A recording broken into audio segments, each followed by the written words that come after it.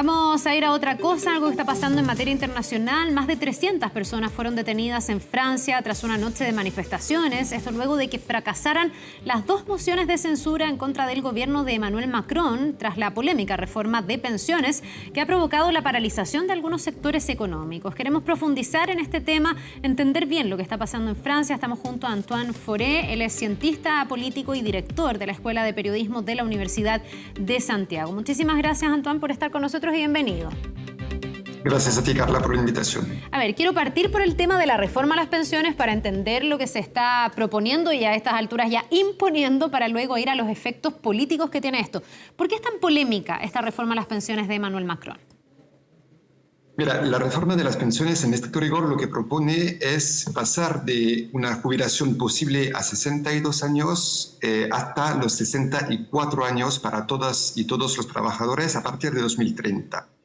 ¿Por qué es tan polémico? Por varias razones. La primera, digamos, en término económico, estas reformas, si bien ya son algo clásicas desde hace unos 20 años, siempre no toman en cuenta la alza de la productividad de los trabajadores, entonces se pide que trabajen más, aun cuando van produciendo mejor, digamos, y por lo mismo uno y los sindicatos y la gente que está en contra de esas reformas tiende a cuestionarlas.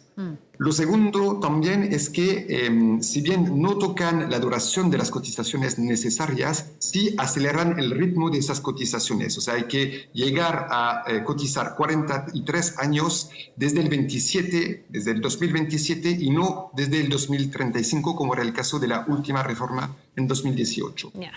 Lo tercero también, perdón, que voy desglosando porque hay varios problemas. Hay un problema de género también.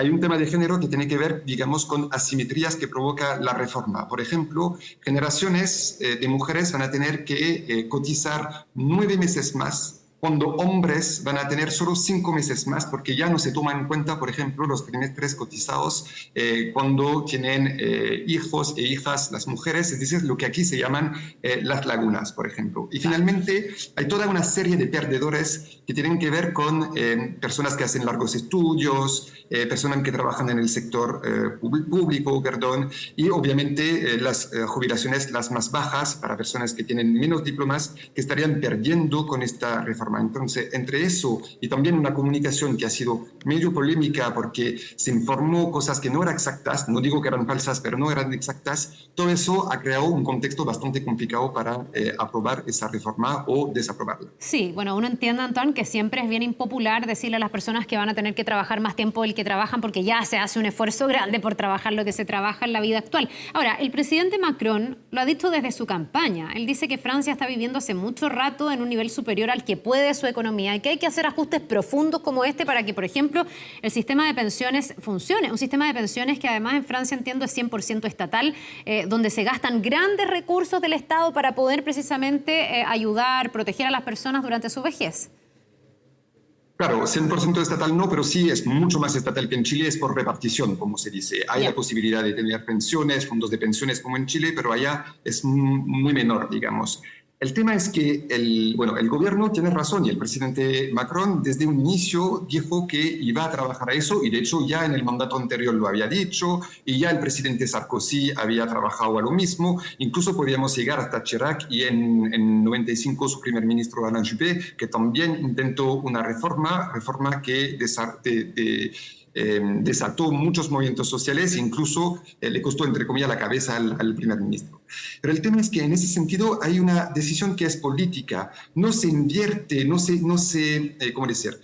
asume un mayor gasto para el Estado y tampoco se asume un incremento de los sueldos, de los salarios y una indexación sobre la inflación, sino que lo que se trata de hacer es que finalmente sean los y las trabajadores que paguen el costo de esa política y no las empresas, sean grandes o chicas. Entonces, en ese sentido, si bien hay una coherencia ideológica de Macron, no le podemos reprochar eso, por otra parte, la decisión política, digamos, de hacer que sea esta parte de la población que asume el costo, es lo que está en juego y es lo que desató esos movimientos. Ya, sí. Entonces, te entiendo, por lo que estoy entendiendo, no es tanto el buscar una vía para hacer el sistema de pensiones más robusto y que en el fondo permita tener todos los recursos que requiere, la que es, hasta donde entiendo, una de las economías más endeudadas de la Unión Europea. Estaba viendo que Francia está detrás de países como Grecia, Portugal, Italia, España, y la quinta es Francia. Por lo tanto, ahí el presidente Macron tiene un punto. Pero no sería entonces lo que inspira esta reforma, sino la forma como se está llevando adelante esta reforma. ¿Cómo se está llevando y quién es la parte de la población que tenga que asumirla? O sea, si lo digo de otra manera, además de lo que te decía sobre las empresas, también uno se da cuenta leyendo el proyecto que las jubilaciones altas de las personas que han cotizado mucho, digamos, o que tienen altos sueldos, no van a tener mucho impacto. Finalmente son los más precarios, las más precarias, los y las que no tienen necesariamente sueldos altos, que van a tener que asumir ese déficit, que como dices tú, es muy importante, pero en ese sentido el Estado francés, bajo esa política, busca reembolsar su déficit con cierto interés, un interés que hace pesar a la clase trabajadora. Sí, bueno, hemos visto las protestas, la gente muy indignada en las calles, aquí se han unido los sindicatos, incluso los que están más al centro, si uno quisiera, como que ha sido bien transversal el repudio. Estaba viendo que las encuestas 2/3 de los franceses se declaran en contra de esta reforma, pero así todo, el presidente Emmanuel Macron ha decidido seguir adelante por sí mismo, digamos, porque incluso se ha saltado al Parlamento. ¿Esto cuánto incendia más la pradera, digamos, pensando también, y ahí tú que eres francés nos puedes decir, en cómo es la sociedad francesa? Algunos columnistas dicen, no solo molesta la reforma, sino que haberse saltado al Parlamento es algo que a la ciudadanía simplemente la indigna. No sé si tú tienes esa misma mirada. Sí, sí, totalmente. Mira, yo estaba en Francia en enero cuando empezó el movimiento y si bien me llamó la atención que había un dinamismo, había movilizaciones fuertes y amplias en términos de sectores sociales, etcétera, poco a poco se estaba debilitando porque también estamos en un contexto de alta inflación y también un día de huelga tiene un impacto directo sobre el sueldo de la gente, obviamente. El tema es que primero Macron tiene esa imagen y actuó como de manera muy arrogante. Entonces eso a la gente que se movilizó no le gustó. Pero lo que sí ha radicalizado y ha ampliado mucho los movimientos sociales sería precisamente esa práctica que tolera la Constitución francesa, hay que decirlo, pero que roza con prácticas autoritarias de saltarse el Parlamento, donde el gobierno y el presidente no tienen una mayoría clara, y aplicar alinea 3 del artículo 49 de la Constitución francesa, que permite imponer una reforma sin votar. Y eso claramente ha desencadenado movilizaciones mucho más fuertes. Ahora, la pregunta ¿es el coletazo de estas movilizaciones o al contrario van a seguir radicalizándose? Y algunos hablan de chaleco bueno, se va a volver los chalecos amarillos. Como los chalecos amarillos, porque ese fue un movimiento de protesta bien fuerte. Exacto, ¿viste? Se va a poner amarillo. Pero digámoslo así.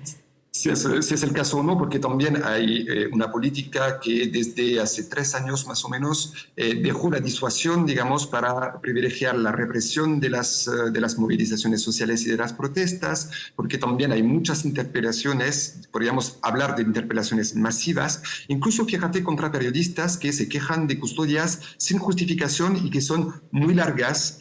Y en estricto rigor podríamos decir que la política de mantenimiento de la orden en Francia va en contra hoy día de la libertad que hay de movilizarse y de protestar. Entonces, todo eso en conjunto con el desafío político o de pasarse a llevar al Parlamento, digamos, hace que el contexto está bastante tenso y vemos una alza de la violencia política y social que es preocupante en ese sentido. Antoine, entrando a esa mirada más política, ¿por qué Macron hace esto? Mirado desde afuera uno dirá, en un mundo donde tenemos líderes cada día más demagogos, más populistas, que dicen lo que la gente quiere escuchar y no arriesgan su capital político, uno podría mirar esto como bien valiente por parte de Macron, que al final está cumpliendo una promesa de campaña y que está justificando esto en el bienestar de la economía y que sea una economía sostenible. ¿Tú lo lees así o hay otra razón para que Macron, en el fondo, se juegue su capital político frente a su ciudadanía?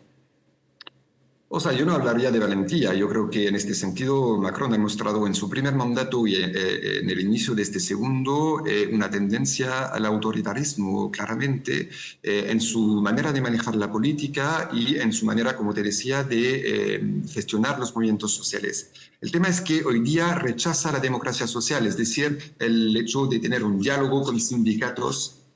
Segundo, se pasa a llevar, digamos, todo tipo de representación y de cuerpos intermediarios, y eso es muy preocupante porque estamos con un candidato, un presidente, perdón, que es del centro político, bien, el centro derecha, pero que tiene una tradición liberal en ese sentido, y está derribando. Entonces hay una brutalización del lenguaje, hay una brutalización de los cuerpos. Él mismo se negó a hablar con los sindicatos hace 15 días, y el objetivo detrás de eso yo creo que es doble. O sea, está probablemente convencido de que hay que implementar esta reforma a todo costo, digamos. Y lo segundo también es una manera de desarticular los viejos partidos tradicionales. Estoy pensando en la derecha, que hoy día se llama los republicanos, y también la parte más centrista de la izquierda. Si tú verás lo que ha pasado ayer, hay 19 de los 61 diputados de derecha que votaron en favor de la censura que se postuló, digamos, contra el gobierno. Y eso hace que se entre en crisis el partido de derecha porque apoya a Macron, pero no enteramente, no de manera completa, y a nivel interno hay tensiones que, además, con la tendencia ya histórica a la baja votación para este partido. Recuerda que en la última elección presidencial el resultado de la derecha francesa ha sido, la derecha tradicional francesa ha sido el más bajo de la Quinta República. Eso también permite desarticular. Ahora, ¿cuál es el riesgo? Bueno, darle o dejarle la puerta abierta a la extrema derecha, o por lo menos a Le Pen, y por lo menos, digamos, a proyectos que serían más, como lo dijiste, demagogos o autoritarios. Entonces, es una apuesta que es muy arriesgada que está haciendo. Sí, por eso a mí me cuesta entenderla, en el sentido de que sería más fácil no hacer esta reforma para fines personales de Macron o de la política y las ideas que él defiende. Muchos analistas dicen lo que tú dices, que aquí quien se beneficia es la extrema derecha, una Marine Le Pen que, hasta donde entiendo, incluso ha prometido que si ella llega al poder va a derogar esta reforma a las pensiones. O sea, ya utiliza este argumento para eventualmente hacer campaña. Exactamente, y además se está volviendo más aceptable a través de esa crisis. Otra vez, digamos, no es que sea nuevo, porque plantea, digamos, la necesidad de volver a un contrato social, de volver a pacificar la sociedad, etcétera, lo que en estricto rigor a mí también me parece necesario, aun cuando no soy elector de Marine Le Pen, obviamente, y por lo mismo se vuelve aceptable. O sea, hay mucha más gente que puede poco a poco irse para allá si el centro y la tradición democrática y republicana francesa no hace este juego.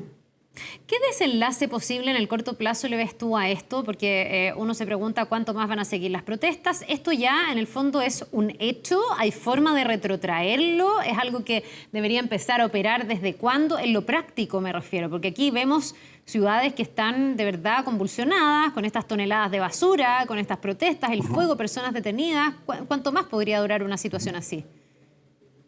Yo creo que la situación es complicada porque en estricto rigor la reforma ya está aprobada y debería implementarse, digamos, el 1 de septiembre de 2023, entonces muy pronto. Pero estamos viendo que hay muchos bloqueos, que hay muchos cortes eléctricos, que se están cerrando las refinerías por parte de los sindicatos, que hay mucha violencia política, como ya lo hemos dicho. Entonces, la situación así podría perdurar, y hasta dónde no te podría decir porque obviamente no hago perspectiva.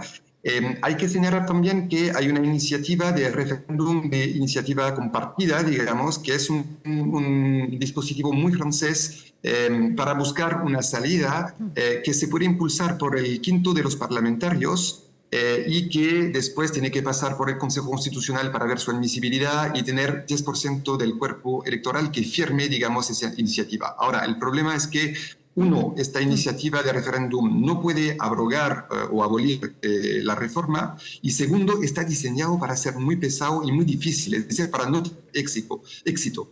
De hecho, hay colegas en Francia que hablan de un derecho sonajero, en el sentido de que uno lo mueve de repente como una guagua, pero después lo deja de lado, o sea, no es que tenga mucho impacto.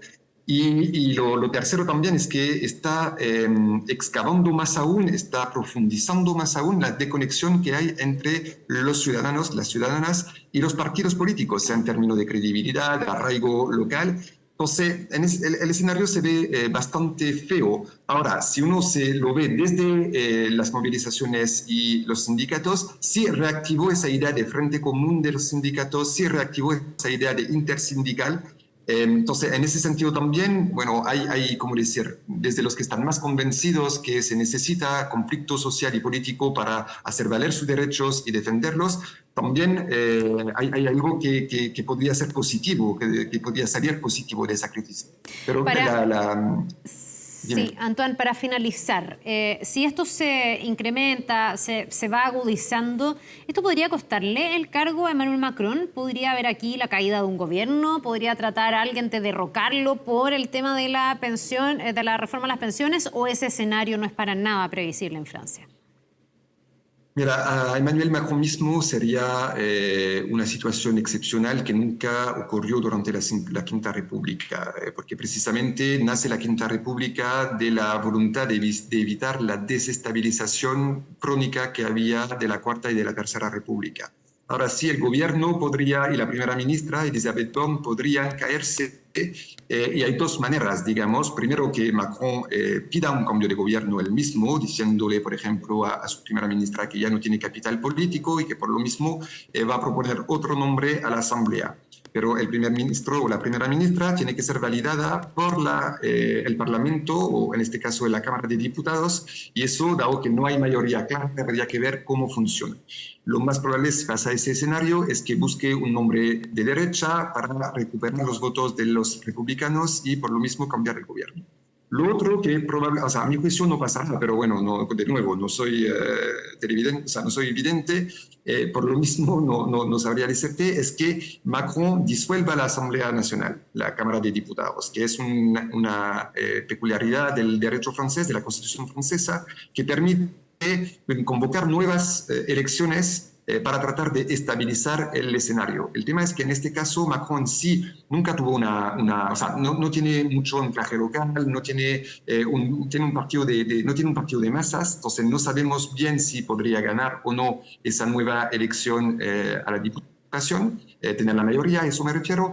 Y lo segundo es que la última vez que se hizo eso fue en 97 bajo Jacques Chirac. ¿Y qué es lo que produjo? Que la izquierda ganara la elección a diputados, tenga una mayoría en la Cámara de Diputados y por lo mismo que se nombrara un primer ministro y un gobierno de izquierda. En este caso, Macron tendría mucho que perder. Por lo mismo, no creo que pase por esa vía.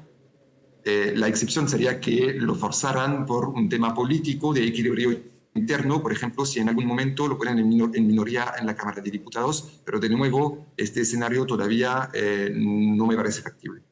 Bien, pues Antoine Foré, cientista político, director de la Escuela de Periodismo de la Universidad de Santiago, gracias por habernos acompañado esta mañana con este tema que estamos siguiendo desde Chile. Interesante además que se instale allá como acá también el tema de la reforma a las pensiones. Que te vaya muy bien y que tengas un muy buen día. Exacto, muchas gracias a ustedes. Nos que vemos. Estén bien. Gracias. Okay.